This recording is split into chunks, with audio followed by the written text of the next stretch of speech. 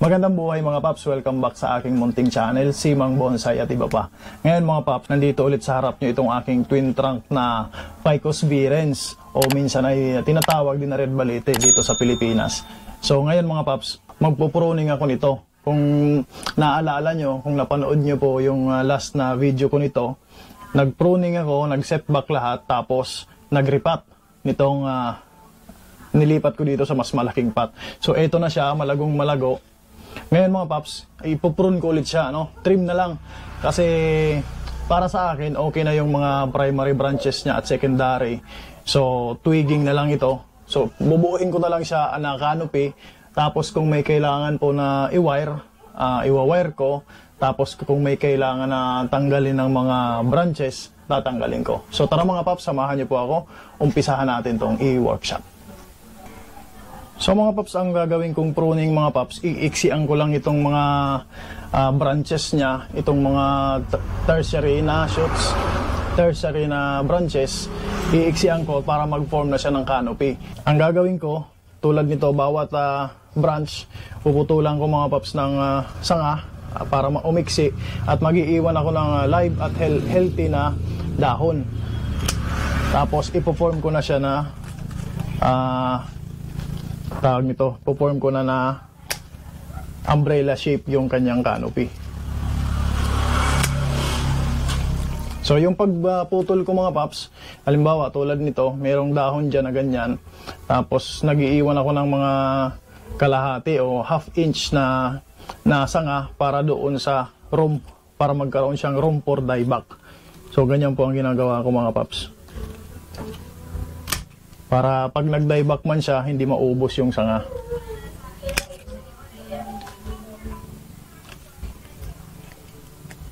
So, pruning na ito mga paps, para mag-shape na siya na bonsai.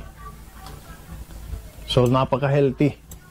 Sobrang laki ng kanyang inilago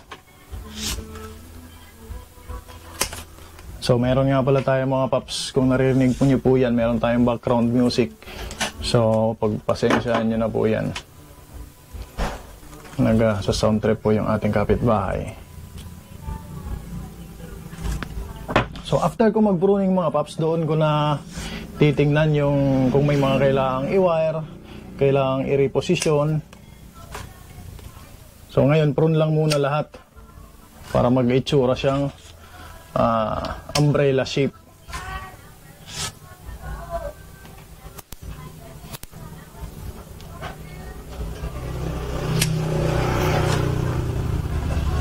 Yung mga maliliit mga paps na sa tingin ko ay kulang pa ng haba, hindi ko na muna babawasan para makahabol siya sa length.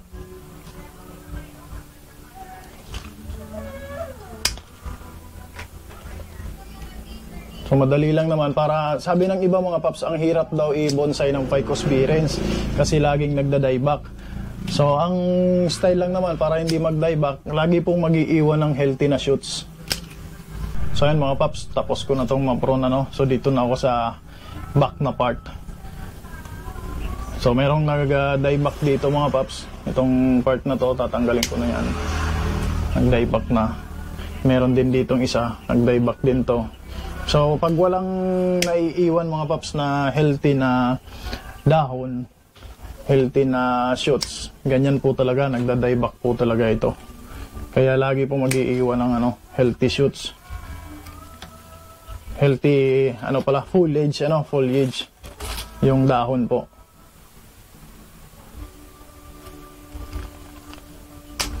So mamaya pagkatapos nitong pruning ay titingnan natin kung kailangan na bang, kung alin yung mas kailangan ng mabusising pag workshop.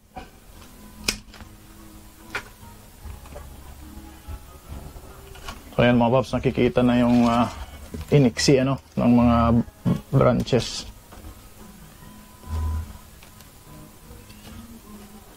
Naisinilang. Ayan, napapakanta tayo mga paps sa sound trip. So ayan, so dito na tayo sa taas.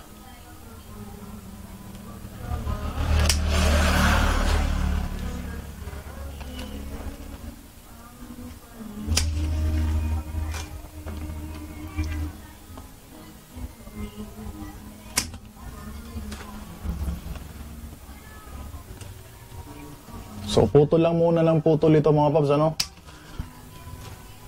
Binubuo ko muna yung ano niya, tawag ito, yung canopy. Tapos after nun, tsaka po ako mag-iisa-isa. So ito ay pang display lamang sa bahay. Pero kung pang show mga paps, talagang iisa-isahin mo yan. Depende sa kagustuhan ng gumagawa.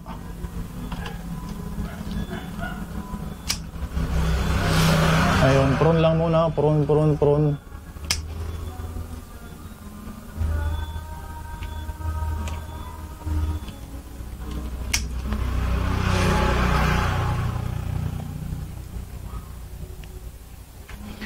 So ayan mga paps, kung napapansin nyo, na-form na yung canopy niya. Ngayon, iisa-isahin ko naman, papasukin ko naman yung loob niya kung alin yung mga kailangan na tanggalin at kailangan na i-reposition. So ayan mga paps, dito tayo mag-umpisa sa lowest branch na to. Kung mapapansin nyo ito, nakikita nyo yan. So ito, kailangan i-wire para ma-sideways itong nakatayo na to mga paps. So dalawa yan na branch. Yan, i-wire natin ng ganon para mapunta siya sa side. Tapos tatanggalin ko na itong isa dito sa ilalim. Meron dito mga paps, kung napapansin nyo to, dalawa na yun na magkatabi. Yung isa tatanggalin ko na. Tanggalin natin muna yung isa kasi magkadikit na sila eh.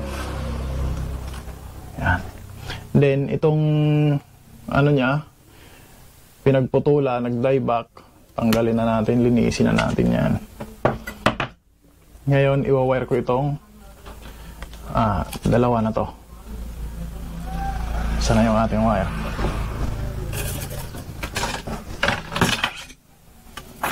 So, wire muna natin. Opposite branch, mga paps.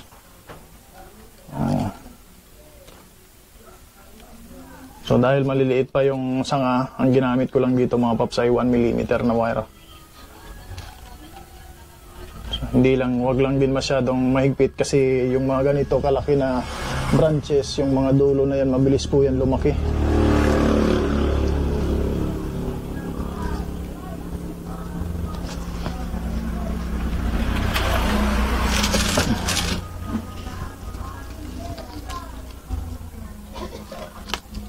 So mabilis po kumagat yung wire dyan.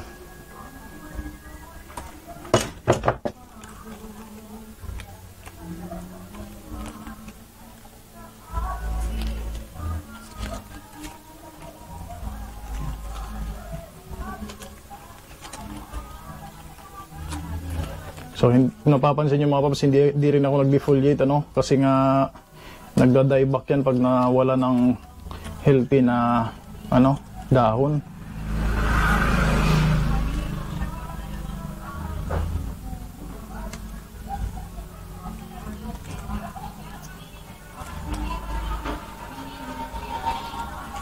So, pihitin natin konti para mapuntas, maging sideways.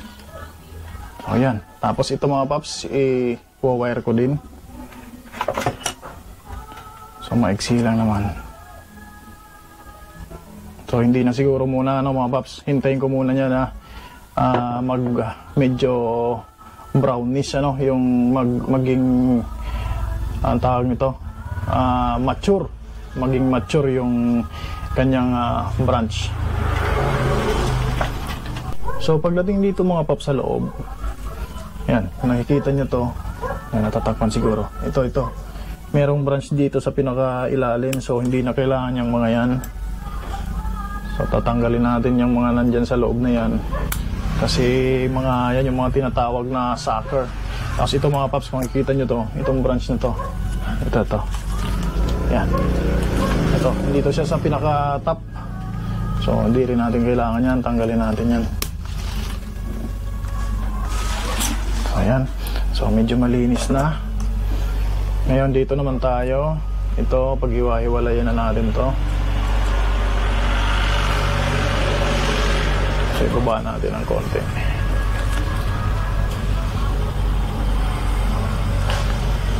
So, ayan. Baba lang natin konti.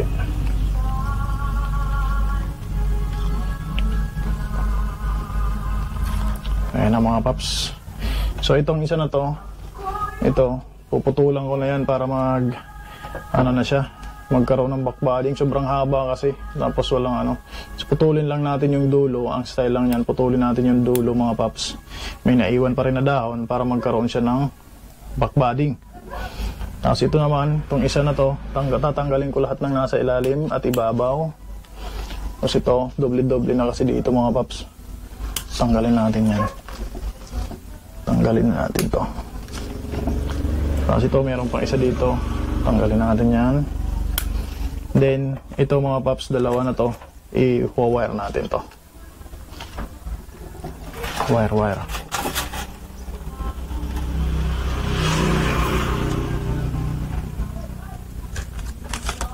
Wire natin para ma-reposition.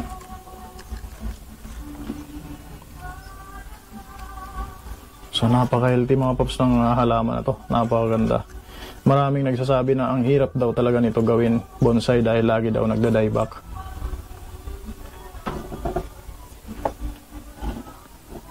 So kailangan lang naman pag magpuputol, laging may maiiwan na healthy na buds, healthy na shoots. Huwag po ubusin yung dahon.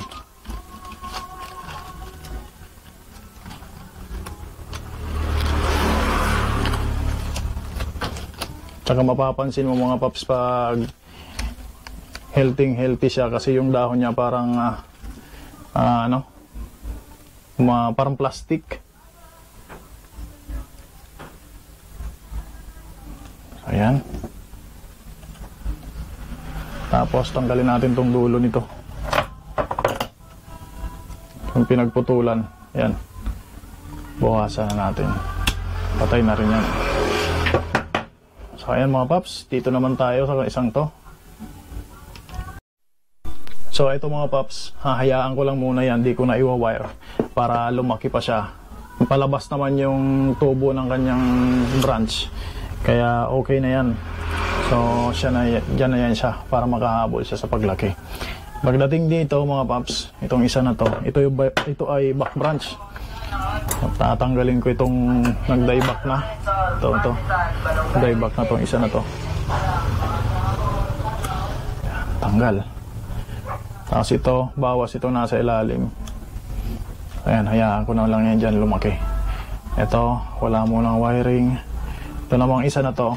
Ito nasa ibabaw. Hayaan ko lang yan lumaki para ilalagay ko siya rito sa part na to. So, tapos na po tayo dyan. Akyat tayo dito. Ito mga paps. Itong malaking branch na to. Tingnan nyo po itong isa na to. Mali yung kanyang tubo. Para sa akin mali. So wala siyang part dito. Namatay yung part dito. So puputulin ko sana yan. Tapos kung nabuhay po ito na yung magtutuloy. Ngayon merong isa dito. Bubuhayin ko muna to. Pero hindi ko muna to puputulin mga paps. Kasi pag hindi yan nagtuloy, parang mawawalan dito, no? Pero sa tingin ko, kasi ito mga paps, pareha sila ng pareha sila ng direction. Tsaka ito wala na ring taper. So sa tingin ko, puputulin ko na lang to. Itong isa na to. Tapos ito na yung magtutuloy, tsaka ito. So putol na tayo nyan. So huwag tayong matatakot magputol.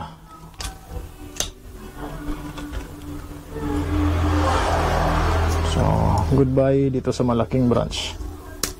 Yan. Tapos ito, hayaan ko lang yan mga paps. Yan yung room for dieback nya.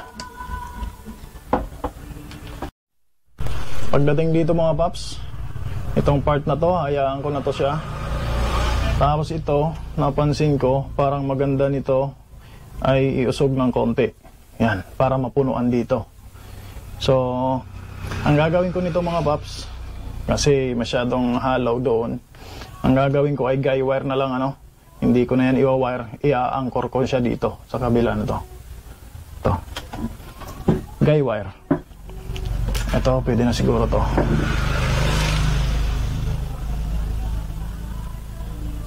Para mahila. Mahila siya. Ganyan.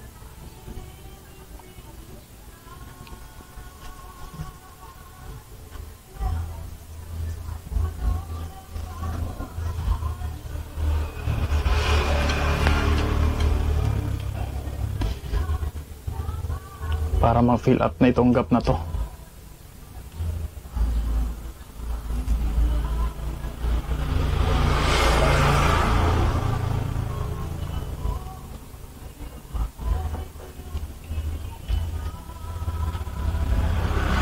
Ayusin natin yung guy wire mga paps para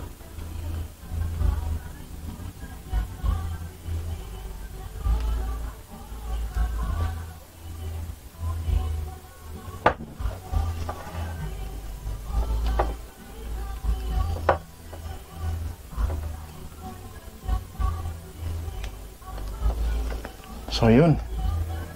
So meron na ditong nag-fill up sa kanya. Kaso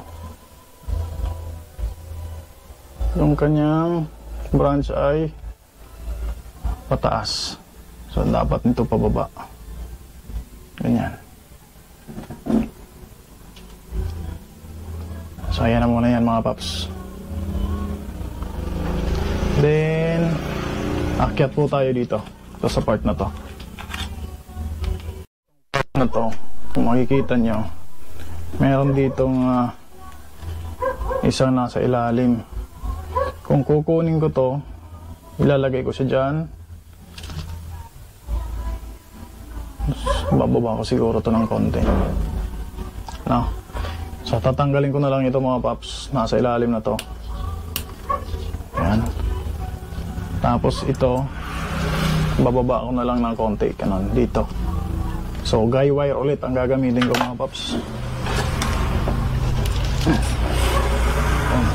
Lalagyan ko ulit ng guy wire para mahila ito.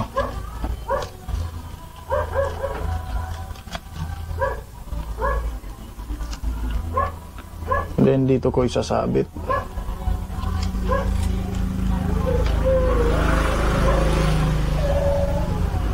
Dito sa isa na to.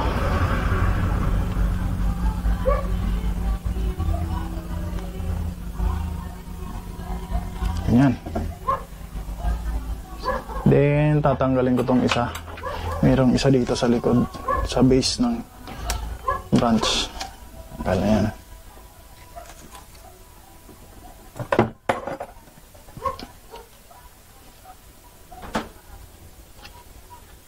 Tapos ito mga paps, sa tingin ko kailangan din i-guy wire ito. So nandito. Ito yung sa may secondary niya na isa.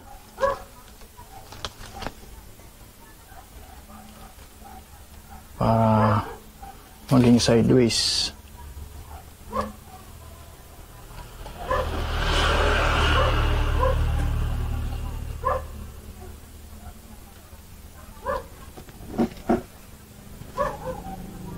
So igagaya wire ko rin ito mga paps. So ayan mga paps, ito igagaya wire ko din. Nakikita ba dyan? Itong isa na to. Guy wire din natin para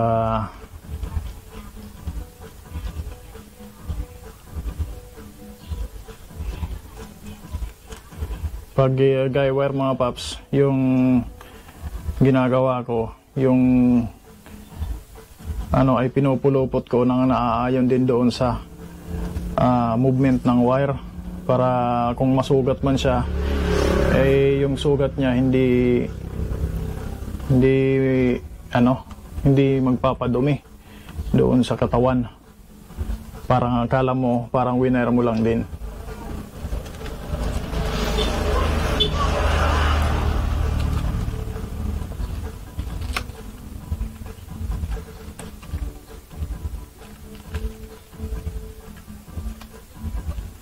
So ayan.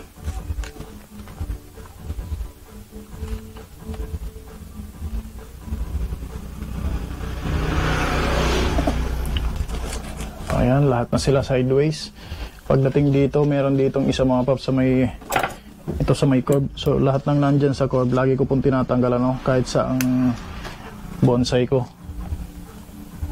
Ayan. Tapos ito, may stub, yung pinagputulan na nag-dieback. So, tanggalin na natin para malinis. Yun. Ayan.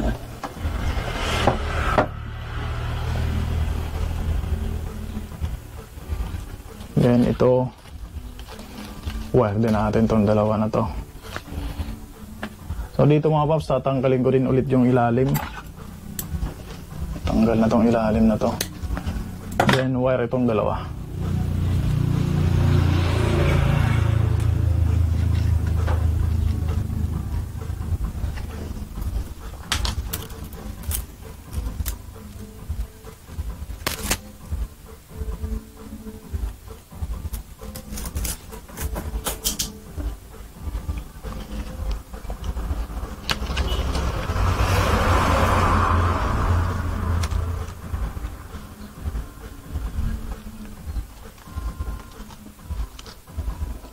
Naman to.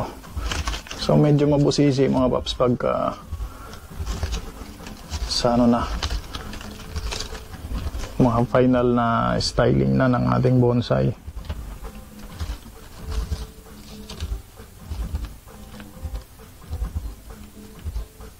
Medyo matigas na yung aking wire kasi ano na to, gamit na. Bale, recycled wire mga paps.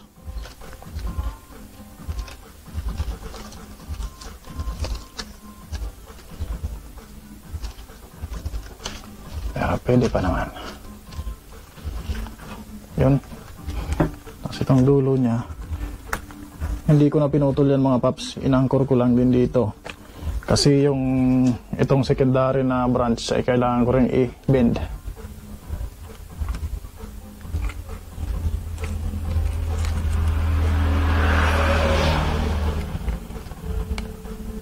So, ayan.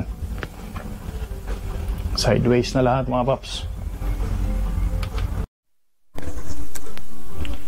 So, meron pa pala dito mga paps kung napapansin nyo to. Tatlo na naman sila, no?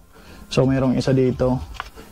Nasa ilalim na yan. So, tatanggalin ko na yan kasi nagiging congested lang dyan sa iisang spot. So, lalaki po yung lugar na yan. Yung spot na yan dahil marami sila. So, maglalagay lang ako ng separation. Dalawang branch lang. Ito nag-separate. So ito naman ay tertiary branch na to kaya okay lang na magkalapit sila. Ayan. Dito na tayo mga paps sa apex. So dito na ako mga paps sa apex. Dito, itong nasa harap, ito i-wire ko to para mabend ng paganyan. So, wire muna natin yan. So, yung ating wire. At cutter. I-wire ko ito. Itong isa na to mga paps. Ito. Tapos, meron pang isa rito. Itatabi ko ng ganyan. Kasi walang branch dito sa side na to. Tatabi ko ng ganon.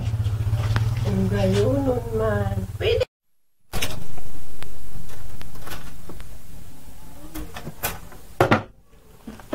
So, yan. Ito mga paps yung sinasabi ko. Isa sideways natin to.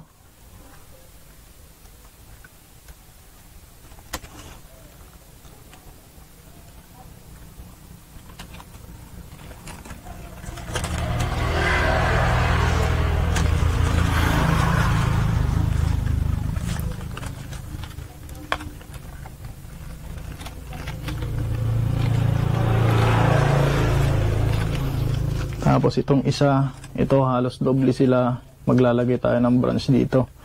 Kasi walang branch dito sa kabila na yan.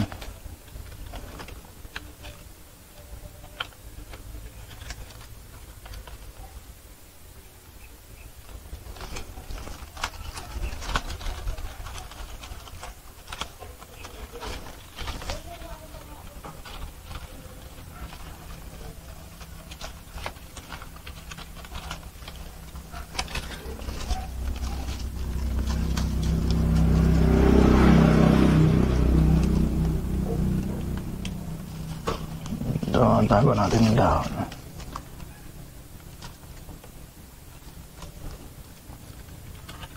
So yan, lagay natin to dito kasi walang branch dito.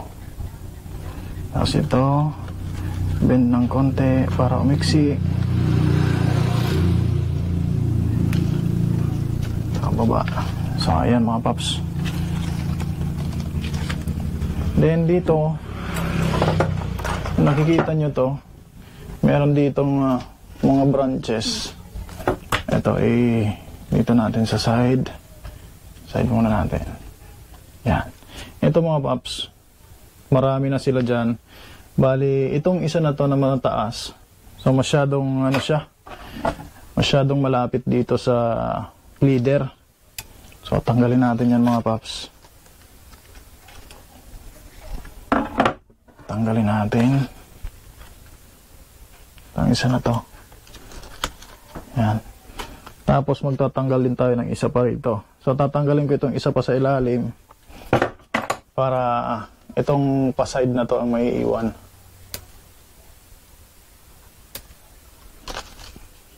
Yan. Then meron pang isa dito mga paps.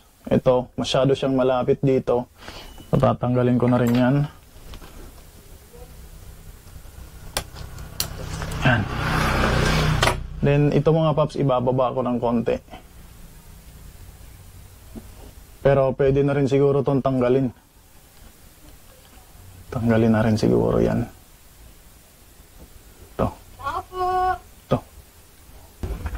So, ito mga paps, papuntang apex. So, tatanggalin ko itong isa na to kasi tatlo sila dyan, no? Isa, dalawa, tatlo. So, tanggalin ko itong pinaka papunta sa top kasi makikipag-agaw na siya sa leader. Yan. Ngayon, i-wire ko to para may baba ng konti. Tapos ito. Wire muna natin. Baba natin ng konti.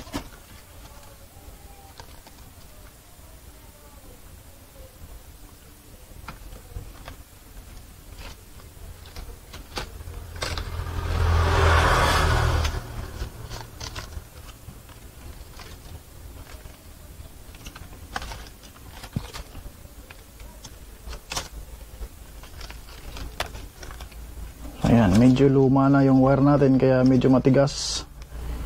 Medyo mahirap iikot-ikot.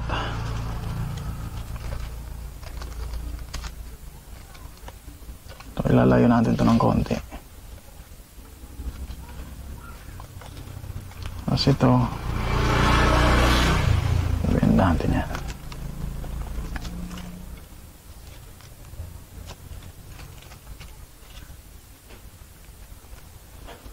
Sug natin ito ng konti dito para hindi sila dikit-dikit. So ayan na siya mga paps. Ito, parang gusto ko putulin tong leader na to kasi nagkaroon siya ng reverse taper dito mga paps. Kung nakikita nyo po itong leader na to, so tatanggalin ko na yung leader na yan kasi masyado na rin mataas yung apex. Ayan. Tapos meron pang isa rito na medyo nakikipag-agawan siya sa leader. So babawasan ko na rin to. Ayan. So ayun na po ang itsura niya ngayon. Ayan ang itsura niya ngayon mga paps. So twin trunk na Ficus V-Rens. So tingnan po natin ang malayuan. So mga paps, natapos ko na pong ma-prune, ma-reposition, at mag-select ng branch. So ito na po itsura niya. So tatanggalin ko muna ito mga paps, ano? Itong mga weeds. So bago tayo magpatuloy. Kasi importante rin na tinatanggal natin yung mga ganito kasi nakakaagaw po ito mga paps sa nutrients na kinakain ng ating mga bonsai. Yan, tanggalin natin. Ayusin na rin natin itong kanilang aerial roots. Lubog natin konti. So ito na po siya mga paps. Maraming salamat sa panonood. Twin trunk na Ficus V-Rens o Red Balete. Sana po ay meron akong na-share sa inyo. Sana po ay meron kayong natutunan. So kung hindi pa po kayo nakapag-subscribe, once again po ay iimbitahan ko po kayo na mag-subscribe. Click nyo po yung notification bell At share nyo na rin mga paps para makarating doon sa mga nais pang matutong mag-bonsai na beginner na katulad ko, mga paps. So yun lamang po. Once again, magandang buhay at happy bonsai.